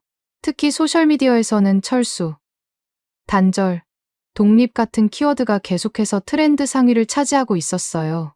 복잡한 현실을 단순한 구호로 치환하려는 경향이 양국 모두에서 나타나고 있었죠. 케이블 뉴스 채널들도 이런 분위기를 부추기고 있었어요. 시청률을 위해서 더욱 자극적이고 극단적인 논조를 선택하는 것 같았거든요. 한미동맹 종료 카운트다운, 70년 관계 청산 신호탄 같은 프로그램 제목들이 연일 등장했어요. 이런 상황에서 제가 할 수 있는 일은 명확했습니다. 객관적인 데이터와 분석을 통해 감정적 대립을 완화하고 합리적인 해결책을 제시하는 것이었어요. 하지만 동시에 현실적인 정치적 제약도 고려해야 했죠. 그날 밤, 집에서 가족들과 저녁을 먹으면서도 계속 고민이 되었어요. 딸이, 엄마, 뉴스에서 한국과 미국이 싸운다고 하던데, 정말이야? 라고 물었을 때, 어떻게 대답해야 할지 막막했거든요. 싸우는 게 아니라 오해가 생긴 거야. 엄마가 그 오해를 풀어주는 일을 하고 있어. 이렇게 대답하면서도 과연 제가 이 복잡한 문제를 해결할 수 있을까 하는 의구심이 들었어요. 남편은 제 어깨를 토닥이며 말했어요. 당신이 할 수 있는 최선을 다하면 돼. 결과는 당신이 통제할 수 있는 영역이 아니야. 그날 밤 서재에서 보고서를 다시 검토하면서 한 가지 깨달음이 있었어요. 이 위기는 동시에 기회이기도 하다는 것이었죠. 과거의 불균형한 관계를 청산하고 진정한 상호 존중에 기반한 새로운 동맹 모델을 만들어갈 수 있는 전환점이 될 수 있다는 생각이 들었거든요. 하지만 그러기 위해서는 먼저 현재의 감정적 대립을 해소해야 했어요. 그리고 그 기반 위에서 양측 모두가 납득할 수 있는 새로운 협력 방식을 설계해 나가는 것이 필요했죠. 제3자 검증 제안을 구체화하면서 이것이 단순한 기술적 해결책을 넘어서는 의미가 있다고 생각했어요. 투명성과 상호주의를 바탕으로 한 새로운 협력 모델의 시작점이 될 수 있었거든요. 하지만 동시에 현실적인 어려움도 있었어요. 양측 모두 이미 감정적으로 격앙되어 있는 상태에서 합리적인 제안이 받아들여질 가능성이 높지 않았거든요. 정치적 의지와 리더십이 뒷받침되지 않으면 아무리 좋은 아이디어도 소용없다는 것을 잘 알고 있었어요. 그럼에도 불구하고 포기할 수는 없었어요. 70년 동맹의 토대가 흔들리고 있는 중대한 시점에서 분석관으로서 제가 할 수 있는 최선을 다해야 한다고 생각했거든요. 진실을 밝혀내고 합리적인 해결책을 제시하는 것. 그것이 제 역할이었어요. 다음 날 아침 출근하면서도 계속 고민했어요. 과연 이 복잡하고 민감한 문제를 객관적인 분석만으로 해결할 수 있을까? 정치적 현실과 기술적 진실 사이의 간극을 어떻게 메울 수 있을까? 이런 질문들이 머릿속을 맴돌았거든요. 하지만 동시에 한 가지 확신도 있었어요. 아무리 어려운 상황이라도 진실은 결국 드러나게 되어 있다는 것이었죠. 그리고 그 진실을 바탕으로 더 나은 미래를 만들어갈 수 있다는 믿음이 있었어요. 드디어 제3기관 입회하에 동시 검증이 시작되었습니다. 국립표준기술연구소 산하사이버보안센터가 중재기관으로 선정되었고 한미 양측의 기술진이 함께 참여하는 전면적인 검증 작업이 진행되었어요. 이는 정말 전례 없는 일이었거든요. 양국의 핵심 기술 데이터를 제3자가 검증한다는 것 자체가 혁신적인 시도였어요. 검증 과정은 정말 치밀했습니다. 먼저 한국 측에서 제공한 소프트웨어, 모듈의 원시 코드부터 시작해서 컴파일 과정, 테스트 환경, 실행 결과까지 모든 단계를 샅샅이 검토했어요. 동시에 미국 측 테스트 환경도 동일한 수준으로 검증했죠. 결과는 놀라웠습니다.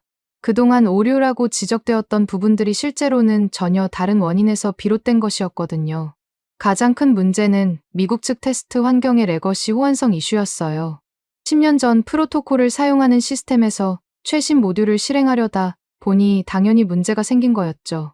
더 중요한 발견은 교차 시 검증 결과였어요. 한국 측에서 제공한 모든 데이터의 무결성이 완벽하게 입증되었거든요. 데이터 위변조나 악의적 조작의 흔적은 전혀 발견되지 않았어요. 오히려 한국 측이 보안을 위해 적용한 암호화 기법이 최신 국제 표준보다도 앞선 것으로 평가받았죠. 제3기관의 최종 보고서는 한 줄로 요약될 수 있었어요.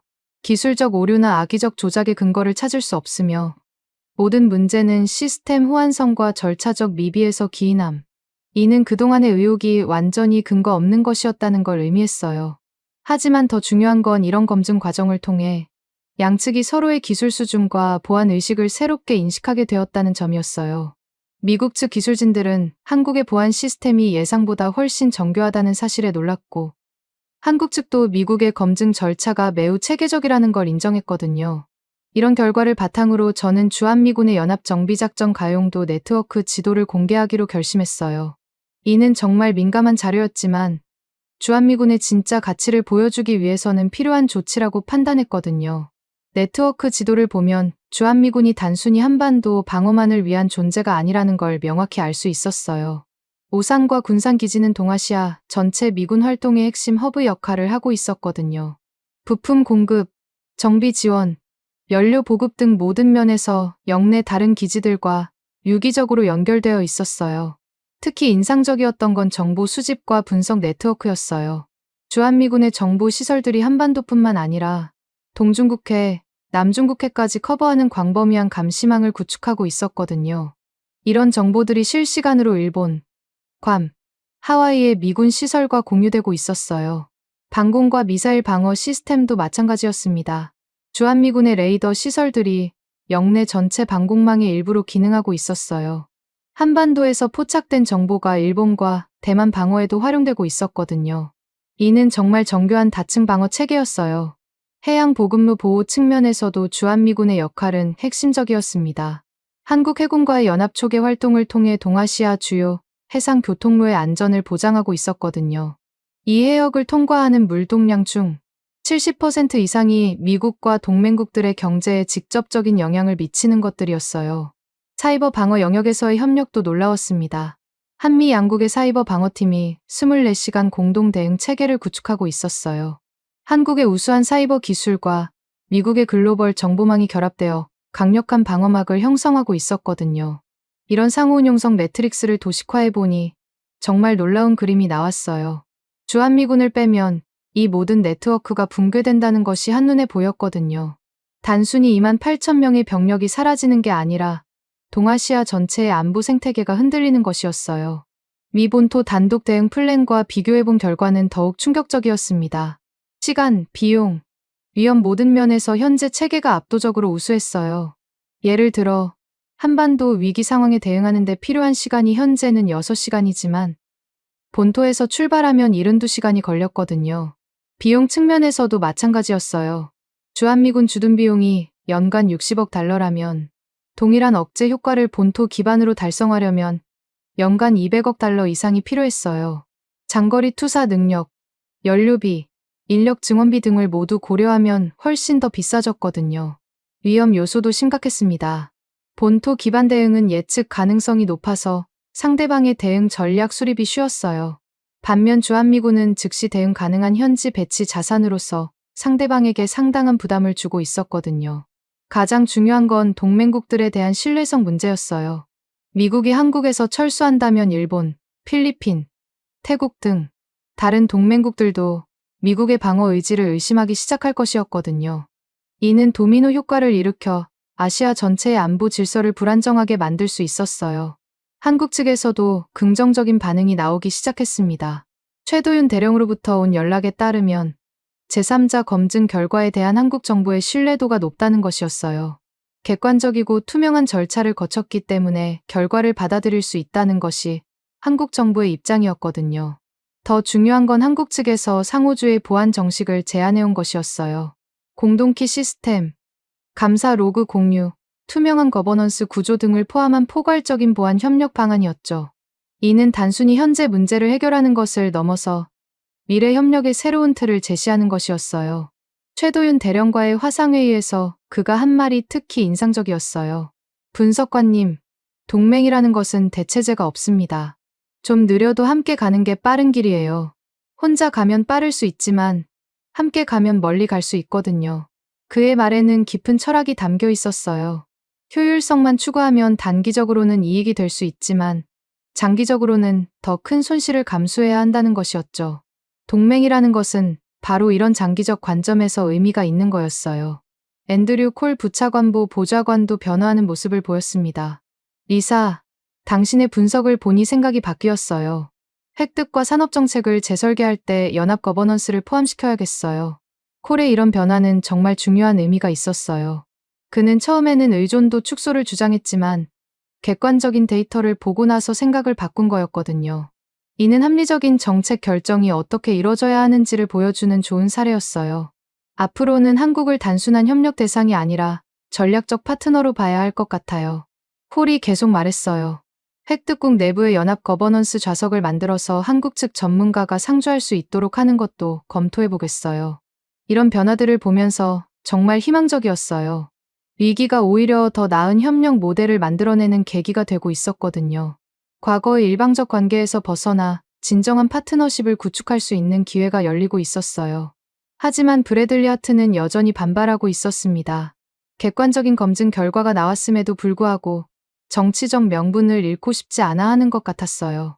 그는 언론을 통해 기술적 문제가 해결됐다고 해서 전략적 재검토가 불필요한 건 아니다라고 주장했거든요. 하트의 이런 반응은 예상했던 것이었어요. 정치인들은 때로 객관적 사실보다 정치적 이익을 우선시하는 경우가 있거든요. 하지만 이제 객관적인 근거가 확보된 상황에서 그의 주장은 설득력을 잃어가고 있었어요. 언론의 분위기도 조금씩 바뀌기 시작했습니다. 제3자 검증 결과가 공개되면서 기술 탈취론에 대한 의문이 제기되기 시작한 거예요. 일부 언론은 성급한 결론이었다고 자성하는 기사를 내보내기도 했어요. 소셜미디어에서도 변화가 감지되었습니다. 사실 확인이 중요하다. 감정보다는 데이터를 봐야 한다. 같은 댓글들이 늘어나기 시작했어요. 물론 여전히 극단적인 의견들도 많았지만 적어도 합리적인 목소리도 나오기 시작한 거였죠. 이런 변화를 보면서 한 가지 확신이 들었어요. 진실은 결국 드러나게 되어 있고 객관적인 사실에 기반한 정책이 결국 승리한다는 것이었죠. 물론 시간이 걸리고 어려운 과정을 거쳐야 하지만 결국 진실이 승리하는 거였어요. 제 보고서 초안에서 가장 중요한 결론은 이것이었어요. 주한미군은 철수 옵션이 아니라 동맹 인프라다. 단순히 비용과 편익을 계산해서 결정할 수 있는 대상이 아니라 동아시아 안보 생태계의 핵심 구성 요소라는 것이었죠. 또한 미국은 한국을 필요로 한다는 점도 명확히 했어요. 이는 감정적인 표현이 아니라 객관적인 사실이었거든요. 산업적으로, 작전적으로, 외교적으로 한국은 미국에게 없어서는 안 될 파트너였어요. 하지만 동시에 이런 관계가 일방적이어서는 안 된다는 점도 강조했어요. 상호 존중과 투명성에 기반한 새로운 협력 모델이 필요하다는 것이었죠. 과거의 보호자 피보호자 관계에서 벗어나 진정한 전략적 파트너십을 구축해야 한다는 거였어요. 이런 결론에 도달하면서 정말 뿌듯했어요. 복잡하고 민감한 문제를 객관적인 데이터로 분석해서 합리적인 해결책을 제시할 수 있었거든요. 물론 아직 정치적 결정이 남아 있었지만 적어도 사실관계는 명확히 할 수 있었어요. 드디어 백악관과 의회 합동 브리핑의 날이 다가왔습니다. 러셀 빌딩의 대형 브리핑룸이 선택되었는데 이는 정말 이례적인 일이었어요. 보통 이런 기술적 분석 보고서는 소규모 회의실에서 진행되는데 이번에는 상원군사위원회 전체 위원과 백악관 고위 관계자들이 모두 참석한다고 했거든요. 브리핑룸에 들어서자마자 느낀 건 무거운 분위기였어요. 참석자들의 표정이 평소와 달리 매우 진지했고 기자들도 평소보다 훨씬 많이 몰려와 있었어요. 이 브리핑의 결과가 한미동맹의 미래를 좌우할 수도 있다는 걸 모두 알고 있었던 거죠. 발표를 시작하기 전에 잠시 숨을 고르면서 지난 몇 주간의 일들이 머릿속을 스쳐갔어요. 서울에서 본 현실, 워싱턴에서 겪은 정치적 압박, 그리고 제3자 검증을 통해 밝혀진 진실까지. 이 모든 것들을 어떻게 설득력 있게 전달할 수 있을지 고민이 되었거든요. 존경하는 위원장님과 위원 여러분, 그리고 백악관 관계자 여러분. 제가 마이크를 잡고 시작했어요. 지난 몇 주간 진행된 한미 공동개발 사업과 주한미군 가치에 대한 종합적 분석 결과를 보고드리겠습니다. 먼저 합동 검증 결과부터 발표했어요. 제3기관 이페아에 실시된 전면적 검증 결과, 한국 측 제공 소프트웨어에서 기술 조작이나 악의적 변경의 근거를 찾을 수 없었습니다. 이 말이 나오자 회의실이 조용해졌어요. 그동안 제기되었던 의혹들이 근거 없는 것이었다는 공식 확인이었거든요. 문제의 핵심은 레거시 시스템의 병목 현상과 상호주의 보안 절차의 미준수였습니다. 구체적인 기술적 원인을 설명하면서 화면에 검증 과정을 보여줬어요. 한국 측은 우리와 동일한 수준의 보안 기준을 적용했을 뿐이며 이는 정당한 상호주의 원칙에 따른 것이었습니다. 하트 보좌관의 표정이 굳어지는 게 보였어요. 그동안 그가 주장해온 기술 탈취론의 근거가 완전히 무너진 순간이었거든요. 하지만 저는 감정적으로 대응하지 않고 계속해서 객관적인 데이터를 제시했어요. 이어서 핵심 메시지를 전달했습니다. 종합적 분석 결과, 미국은 한국을 필요로 합니다. 이는 감정적 표현이 아니라 산업, 작전, 외교가 결합된 객관적 수치입니다. 이 문장을 말할 때 정말 확신에 차 있었어요. 지난 몇 주간의 분석이 모두 이 결론을 뒷받침하고 있었거든요. 연합 억제 생태계 모델을 화면에 띄우면서 설명을 계속했어요. 주한미군은 단순한 주둔군이 아닙니다. 동아시아 전체 안보 네트워크의 핵심 허브 역할을 하고 있어요. 복잡한 네트워크 도표를 보여주면서 각 연결점들이 어떻게 상호작용하는지 설명했죠. 정보 수집과 분석 네트워크를 보시면 주한미군 시설들이 한반도를 넘어 동중국해, 남중국해까지 커버하고 있습니다. 실시간 정보 공유 체계의 중요성을 강조하면서 이것이 단순히 한국 방어만을 위한 것이 아니라는 점을 명확히 했어요. 방공과 미사일 방어 시스템도 마찬가지입니다. 주한미군의 레이더와 요격 시설들이 영내 전체 방어망의 핵심 구성 요소 역할을 하고 있어요. 다층 방어 체계의 정교함을 보여주면서 이 중 하나라도 빠지면 전체 시스템이 취약해진다는 점을 설명했죠. 해양 보급로 보호 측면에서의 분석도 제시했어요. 이 해역을 통과하는 물동량의 70% 이상이 미국과 동맹국 경제에 직접적 영향을 미칩니다. 한미연합해상 초계가 이런 경제 생명선을 보호하고 있는 거예요. 비용 대비 효과 분석에서는 정말 놀라운 수치들을 공개했어요. 주한미군 주둔 비용은 연간 60억 달러이지만 동일한 억제 효과를 본토 기반으로 달성하려면 200억 달러 이상이 필요합니다. 이 숫자가 나오자 참석자들 사이에서 웅성거리는 소리가 들렸어요. 시간적 측면에서도 마찬가지입니다. 현재 6시간 내 대응 가능한 상황이 본토 기반으로는 72시간이 걸려요. 이는 억제 효과에 치명적인 영향을 미칩니다.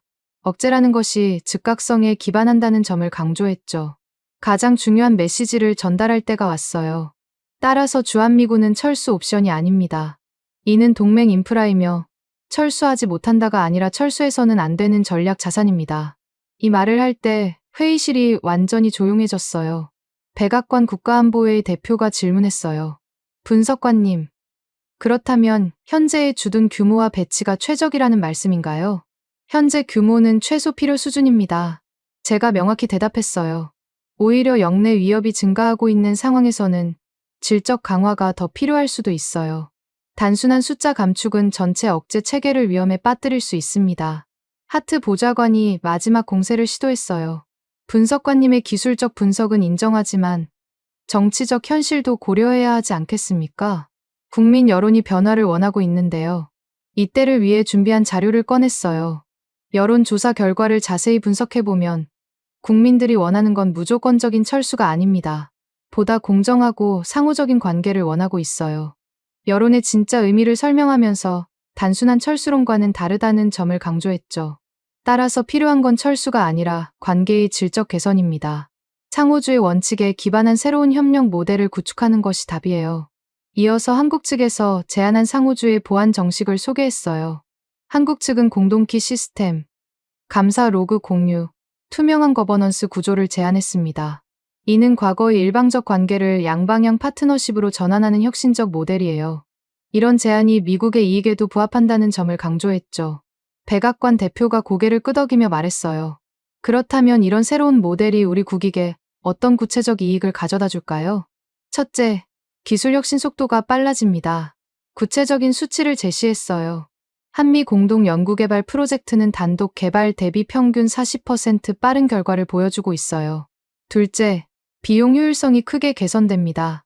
공동 조달과 생산으로 평균 25% 비용 절감이 가능해요. 셋째, 시장 접근성이 확대됩니다. 이 부분이 특히 중요했어요. 한국의 글로벌 네트워크를 활용하면 동남아시아, 중동, 아프리카 시장 진출이 훨씬 쉬워져요. 이는 미국 방산업체들에게 새로운 기회를 제공합니다. 창원 군사위원회 위원장이 질문했어요. 그런 협력 강화가 기술 유출 위험을 높이지는 않을까요? 오히려 반대입니다. 제가 확신에 찬 목소리로 대답했어요. 투명한 공동 거버넌스 하에서는 상호 감시가 가능해져서 보안이 더 강화돼요. 일방적 관계에서는 한쪽의 의도를 알기 어렵지만 투명한 파트너십에서는 모든 과정이 공개되거든요. 한미연합 시나리오 훈련 일정 복원에 대해서도 발표했어요. 해양 보급, 정보 수집, 방공을 통합한 연합훈련이 예정대로 진행될 것입니다. 이는 양국 관계 정상화의 상징적 의미도 있어요. 앤드류 콜이 일어나서 발언했어요. 획득국에서도 이번 분석 결과를 받아들여 내부 개편을 진행하겠습니다. 연합 거버넌스 좌석에 한국 측 상주 파견을 수용하고 삼축 통합한 시스템을 구축하겠어요. 이는 정말 중요한 발표였어요. 미국 국방부가 한국을 동등한 파트너로 인정한다는 의미였거든요. 과거의 일방적 관계에서 벗어나 진정한 협력 체계를 만들어가겠다는 의지의 표명이었죠. 백악관 대표가 최종 입장을 발표했어요. 백악관은 분석관님의 보고서를 전적으로 지지합니다. 주한미군 억제 허브 재확인 성명을 발표하겠어요. 이 순간 정말 안도의 한숨이 나왔어요. 또한 한미 공동개발 사업은 대칭주의 보안과 공동키, 제3자 감사 조건 하에 즉시 재개하겠습니다. 이는 한국 측 요구를 거의 대부분 수용한 것이었어요. 창원 청문회에서 하트의 마지막 반격이 있었어요. 그럼에도 불구하고 의존도 축소는 필요하지 않겠습니까? 이때 제가 준비한 핵심 논리를 펼쳤어요. 의존도와 상호의존도는 다릅니다. 의존도 축소는 맞지만 그것이 관계 단절을 의미하지는 않아요. 오히려 상호의존도를 높여서 양쪽 모두 없어서는 안 될 관계로 만드는 것이 진정한 안보예요. 정량적 근거와 감사 로그를 제시하면서 모든 주장을 뒷받침했어요. 모든 데이터는 제3자 검증을 거쳤고 투명하게 공개되어 있습니다. 정치적 해석이 아닌 객관적 사실에 기반해서 판단해 주시기 바랍니다. 미디어의 반응도 즉각적으로 바뀌기 시작했어요. 철수론 전략적 비용폭탄이라는 새로운 프레임이 확산되기 시작한 거예요. 복잡한 현실을 단순한 구호로 치환하려던 시도들이 힘을 잃어가고 있었어요. 브리핑이 끝나고 나서 여러 관계자들이 축하 인사를 건넸어요. 하지만 제가 가장 기뻤던 건 최도윤 대령으로부터 온 메시지였어요. 분석관님 덕분에 진실이 승리했습니다. 이제 정말 새로운 시작이 가능할 것 같아요. 그날 저녁 집에 돌아가서 가족들과 저녁을 먹으면서 정말 뿌듯했어요. 딸이 엄마가 나라를 구했다는 거야? 라고 물었을 때 아니야. 그냥 진실을 찾아낸 거야 라고 대답했어요. 하지만 마음속으로는 정말 중요한 일을 해냈다는 자부심이 있었어요. 감정과 선입견이 지배하려던 순간에 객관적 사실과 합리적 분석으로 올바른 결정을 이끌어낸 거였거든요. 이제 마지막 보고서 작성만 남았어요. 결론에 들어갈 핵심 메시지는 이미 정해져 있었어요. 철수하지 못한다가 아니라 철수해서는 안 된다. 이것이 제가 찾아낸 진실이었고 앞으로 나아가야 할 방향이었어요. 몇 달 후 오산 공군기지에서 열린 한미합동 브리핑에 참석했을 때의 감회는 정말 남달랐어요. 그동안 위기를 겪었던 한미동맹이 새로운 모습으로 재탄생하는 역사적 순간을 목격하게 된 거였거든요. 브리핑룸에 들어서자마자 주한미군 정구 억제의 앵커라는 문구가 벽면에 크게 걸려있는 것을 볼 수 있었어요. 이 표현이 공식 표준어로 채택된 것은 정말 의미 깊은 변화였습니다. 과거에는 주한미군을 단순히 주둔군이나 방어력으로 표현했는데 이제는 앵커라는 개념으로 그 역할을 정의하게 된 거였어요. 앵커는 단순히 고정되어 있는 것이 아니라 전체 시스템의 안정성을 보장하는 핵심 요소라는 의미였거든요. 한국 합참에서는 연합 데이터 거버넌스 센터 착수식이 진행되고 있었어요. 이 센터는 양국의 모든 기술 협력 데이터를 통합 관리하는 혁신적인 시설이었거든요. 감사 로그, 해시 검증, 버전 관리 등 모든 과정이 실시간으로 양국에 공개되는 완전 투명 시스템이었어요. 최도윤 대령이 센터를 안내하면서 설명했어요. 이제 기술적 의혹이나 오해가 생길 가능성이 거의 없어졌습니다. 모든 데이터 변경이 실시간으로 기록되고 양측이 동시에 확인할 수 있거든요. 첨단 보안 시설과 투명성이 완벽하게 결합된 시스템이었죠. 더 중요한 건 이런 투명성이 오히려 혁신을 촉진한다는 점입니다. 센터 책임자가 덧붙였어요. 서로를 의심하는 대신 협력에 집중할 수 있게 되었거든요. 개발 속도도 이전보다 30% 이상 빨라졌어요. 산업계에서도 놀라운 변화가 일어나고 있었습니다. 주요 방산업체들이 공급망 공동 위험분산 프로그램을 발표한 거예요. 세컨드 소스 확보, 전략적 재고 관리, 사이버 방호 체계 등을 양국이 함께 구축하는 포괄적인 계획이었어요. 한국의 대표적 방산업체 CEO와 만났을 때 들은 이야기가 인상적이었어요. 이전에는 미국 업체들이 우리를 하청업체 정도로 봤는데 이제는 진짜 파트너로 대우해주고 있어요. 공동 연구개발에서 우리 아이디어가 적극 반영되고 있거든요. 실제로 최근 개발된 차세대 레이더 시스템을 보면 한국의 소형화 기술과 미국의 고출력 기술이 완벽하게 결합되어 있었어요. 어느 한쪽만으로는 불가능했을 성능을 달성한 것이었죠. 이런 시너지 효과가 바로 진정한 협력의 결과였어요. 미국 업체들의 반응도 긍정적이었습니다. 로키드 마틴의 아시아 담당 부사장이 화상회의에서 말했어요. 한국과의 협력을 통해 우리도 새로운 기술을 많이 배우고 있어요. 특히 배터리와 센서 분야에서는 한국이 우리보다 앞서 있는 부분이 많거든요. 연합훈련에도 혁신적인 변화가 도입되었습니다. 민군합동 정비보급작전 가용도 워게임이 새롭게 포함된 거예요. 이전에는 전투 시나리오에만 집중했다면 이제는 정비, 부품, 공급, 장비 가동률까지 모든 것을 작전 요소로 고려하는 통합적 접근이었어요. 참관한 훈련에서 정말 놀라운 모습을 볼 수 있었어요. 한국 기술자가 미군 장비를 정비하고 미군 기술자가 한국 장비를 다루는 것이 자연스럽게 이뤄지고 있었거든요. 장비 호환성뿐만 아니라 인적 호환성까지 완벽하게 구현된 상태였어요. 훈련 지휘관이 설명했어요. 이제 정비와 보급이 단순한 후방 지원이 아니라 작전 승패를 좌우하는 핵심 요소로 인식되고 있어요. 실제 전시에는 이런 통합 시스템이 결정적 우위를 가져다 줄 거예요. 가장 인상적이었던 건 양국 장병들의 표정이었어요. 이전에는 형식적인 협력이라는 느낌이 있었는데 이제는 정말 한 팀이라는 느낌이 들었거든요. 서로를 신뢰하고 의지하는 모습이 확연히 보였어요. 최도윤 대령과 마지막 개인 면담을 가졌을 때 그가 한 말이 특히 기억에 남아요. 분석관님, 신뢰라는 것은 계산 가능해야 오래갑니다. 감정에만 의존하면 언제든 변할 수 있지만 정책과 프로세스, 그리고 로그로 뒷받침되면 지속 가능한 관계가 되는 거예요. 그의 말에는 깊은 철학이 담겨 있었어요. 동맹이라는 것이 단순한 약속이나 선언을 넘어서 구체적인 시스템과 절차로 구현되어야 한다는 것이었죠. 이번 위기를 통해 양국이 바로 그런 시스템을 구축하게 된 거였어요. 한편 브래들리 하트는 정치 일선에서 물러나게 되었어요. 객관적 검증 결과가 나온 후에도 계속 근거 없는 주장을 펼치다가 신뢰를 잃은 거였죠.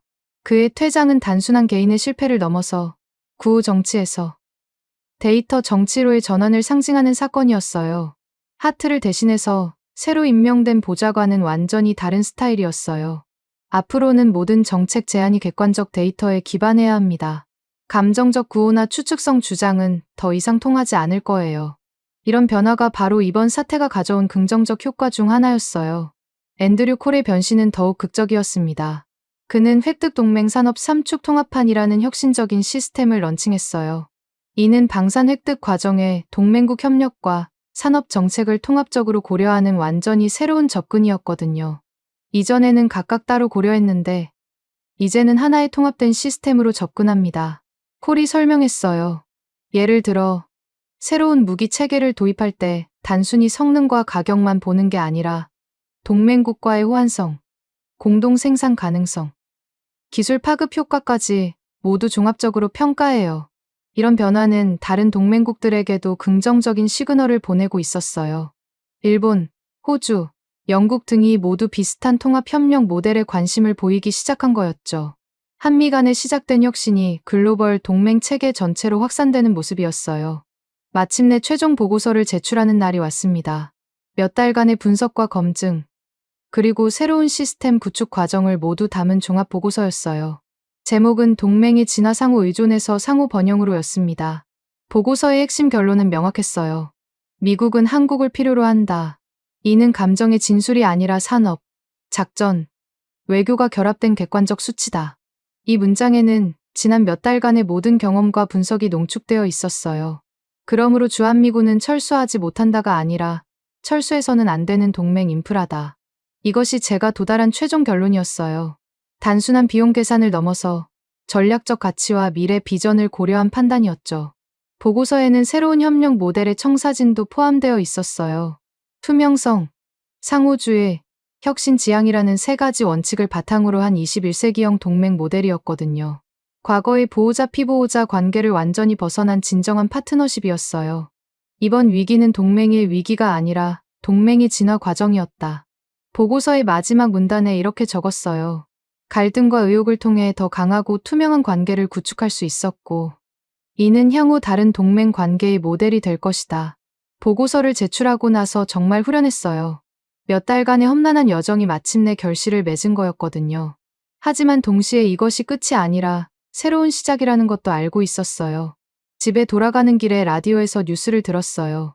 한미동맹 새로운 모델 구축, 투명성 기반 협력 시대 개막, 21세기형 동맹의 전범 사례 같은 헤드라인들이 나오고 있었어요. 몇 달 전만 해도 철수, 단절 같은 단어들이 넘쳐났던 것과는 정말 대조적이었죠. 그날 밤 가족들과 저녁을 먹으면서 아이들이 물었어요. 엄마, 이제 한국과 미국이 친해진 거야? 친해진 게 아니라 더 좋은 친구가 된 거야. 제가 대답했어요. 서로를 더 잘 이해하고 더 정직하게 대하는 관계가 된 거라고 할 수 있어. 남편이 웃으면서 말했어요. 당신이 정말 중요한 일을 해냈네. 두 나라의 미래를 바꾼 거잖아. 나 혼자 한 게 아니야. 제가 겸손하게 답했어요. 많은 사람들이 함께 노력한 결과야. 나는 그냥 진실을 찾아내는 역할을 했을 뿐이고. 하지만 마음속으로는 정말 뿌듯했어요. 객관적 분석과 합리적 사고가 결국 승리했다는 것. 그리고 그 과정에서 더 나은 미래를 만들어낼 수 있었다는 것이 정말 보람찼거든요. 몇 주 후, 서울에서 열린 한미산업협력 포럼에 초청받아 참석했어요. 그곳에서 만난 한국과 미국의 기업인들, 연구자들, 정책 담당자들의 표정이 정말 밝았어요. 과거의 의심과 경계심은 사라지고 진정한 협력에 대한 열정으로 가득했거든요. 포럼에서 발표할 기회가 있었는데 그때 한 말이 많은 사람들에게 인상을 남겼다고 해요. 동맹은 깃발이 아니라 시스템입니다. 구호가 아니라 과정입니다. 그리고 과거가 아니라 미래입니다. 이 말에는 지난 몇 달간의 모든 경험이 담겨 있었어요. 진정한 동맹이란 선언이나 약속으로 이루어지는 것이 아니라 구체적인 시스템과 절차, 그리고 지속적인 노력으로 만들어지는 것이라는 깨달음이었죠. 지금 돌이켜보면 이번 위기는 정말 소중한 경험이었어요. 한때는 동맹이 무너질 뻔했지만 결국 더 강하고 투명한 관계로 발전할 수 있었거든요. 갈등과 의혹이 오히려 혁신의 촉매제가 된 거였죠. 무엇보다 중요한 건 이런 경험을 통해 양국 모두 더 성숙해졌다는 점이에요. 과거의 일방적 관계에서 벗어나 진정한 상호 존중에 기반한 파트너십을 구축할 수 있었거든요. 이는 21세기 국제관계의 새로운 모델이 될 수 있다고 생각해요. 앞으로도 갈등과 도전은 계속 있을 거예요. 하지만 이제 양국은 그런 문제들을 감정이나 추측이 아닌 객관적 데이터와 투명한 절차로 해결할 수 있는 시스템을 갖추게 되었어요. 이것이 바로 이번 경험이 남긴 가장 큰 유산이라고 생각합니다. 주한미군은 이제 정말로 전구 억제의 앵커가 되었어요. 단순히 주둔하고 있는 것이 아니라 동아시아 평화와 번영의 핵심 기반 역할을 하고 있는 거죠. 그리고 이런 역할은 앞으로도 계속 진화하고 발전해 나갈 것입니다. 지금까지 리사 맥나마라 씨의 사연 어떠셨나요? 한 사람의 용기 있는 선택이 어떻게 두 나라의 운명을 바꿀 수 있는지, 그리고 진실을 향한 끈질긴 노력이 얼마나 소중한 결과를 만들어낼 수 있는지를 보여주는 이야기였습니다. 사실 우리가 살아가면서 맞닥뜨리는 많은 문제들이 그렇잖아요. 처음엔 복잡하고 해결 불가능해 보이지만 차근차근 사실을 파악하고 진실을 찾아가다 보면 반드시 길이 보이게 되어 있어요. 리사처럼 포기하지 않고 끝까지 최선을 다하는 자세.